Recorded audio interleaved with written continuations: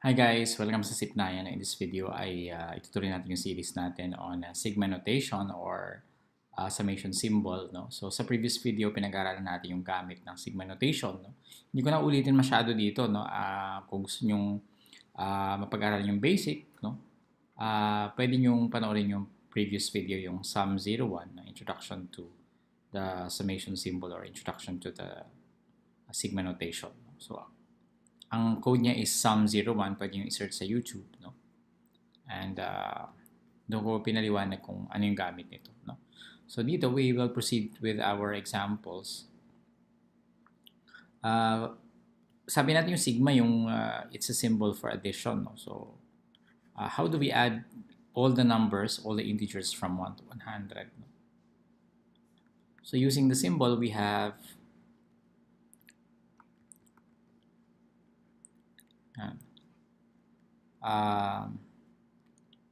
sabi natin yung yung mga nagbabago, yung nagbavary, pwede natin siyang i-represent ng letters, no? For example, I. No? And kung saan siya nagsisimula, doon natin ilalagay sa baba, I equals 1. This is our lower limit. No?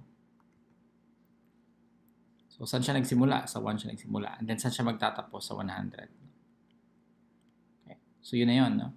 And again, pag gumamit ng summation symbol, ibig sabihin, ito yung starting number niya, I equals 1.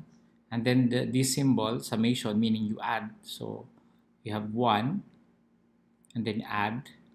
And then, after nyan, iikot ka ulit para maglulup ka. Papalitan mo na ito ng 2, and then add ulit. And then, susunod yung 3. So, ibig sabihin, from 1 to 100, ina-add mo yung expression from 1 to 100. No? Yun ang ibig sabihin ng summation symbol. Next, what about number 2? Okay? So, meron tayong constant na tinatawag ko yung, in this context pala, yung pag sinabi kong constant, ibig sabihin hindi nagbabago yung value or yung expressions. For example, yung 9.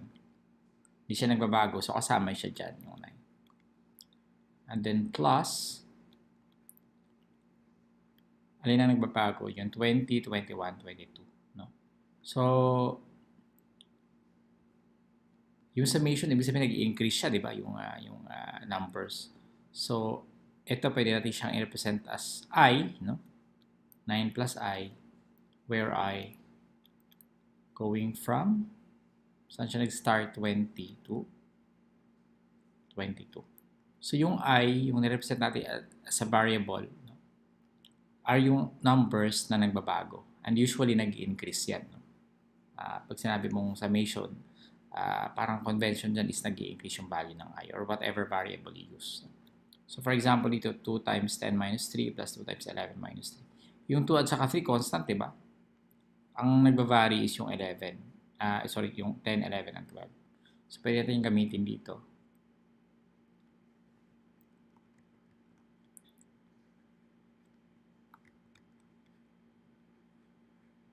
So, it's 2 times yung nagbavary. Pwede natin gawing j. And then minus 3. Where j is from 10 up to 12. So, pwede natin lagyan ng parenthesis. Kasi pag hindi natin lagyan ng parenthesis, baka yung 2j yung ating expression tapos minus 3. Mapagkakamalan siya, no? While we're actually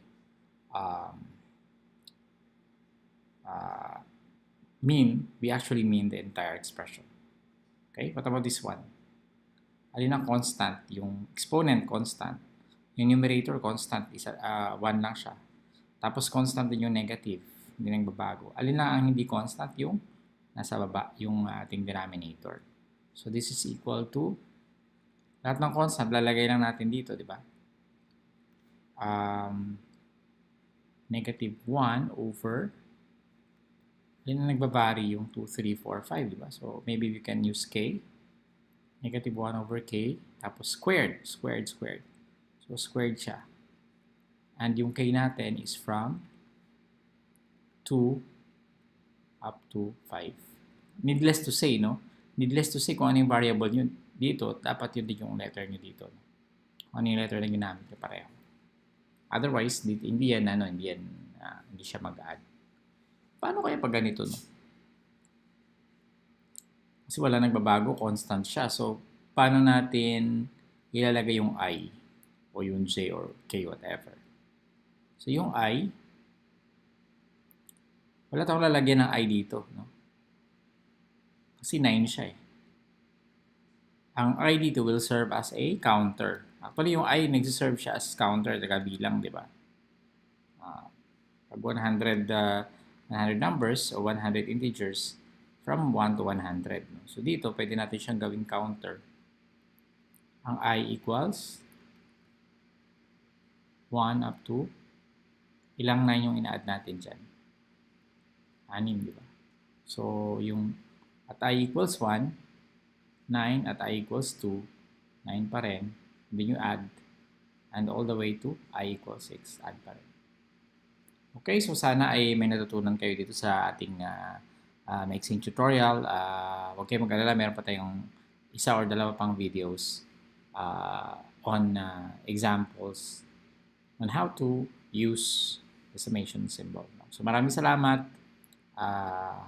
Gusto ko i-invite sa ating YouTube channel, youtube.com/user/9ph, and our website, sum9.com, and syempre yung ating Facebook page. Subscribe kayo kasi marami tayong i-discuss na marami pa, and almost every day nag-upload ako, and if you like this video, just click the like button. Maraming salamat. See you in the next tutorial.